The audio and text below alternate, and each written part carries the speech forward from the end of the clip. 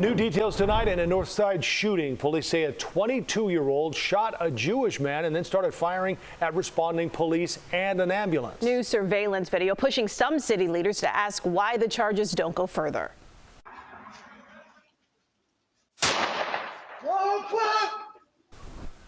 Our Charlie DeMar is live at police headquarters tonight. Charlie. And Joe and Erica, the aldermen of that community and also residents in the West Ridge neighborhood, they're calling for hate crime charges to be filed. But right now, CPD says there's just not enough evidence to determine the motive behind this shooting.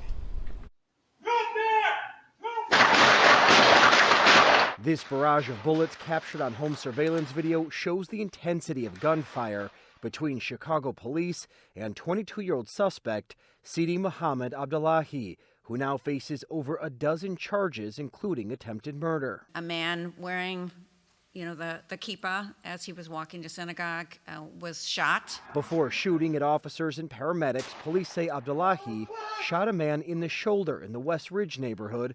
50th Ward Alderman Deb Silverstein says the 39-year-old was on his way to synagogue. No one in our community should feel unsafe because of their faith or background. Our community would like to see this as a hate crime. We have to have information that backs up those charges. Superintendent Larry Snelling says right now there isn't enough evidence to support hate crime charges. As police and paramedics arrived to the shooting scene, the 22-year-old suspect began firing at first responders. An ambulance was struck. Abdallahi can be heard yelling in the officer's direction. What did he say? The statement that was made while he was engaging our officers is nothing that we could bring in as evidence at this point that would support any motive against his actions towards our officers as well as towards our victim. Police say they're still trying to determine if Abdallahi is a Chicago resident.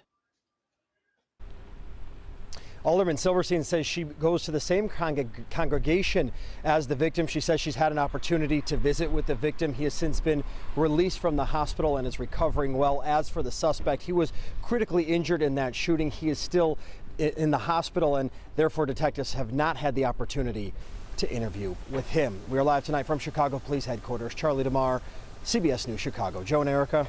Thank you, Charlie.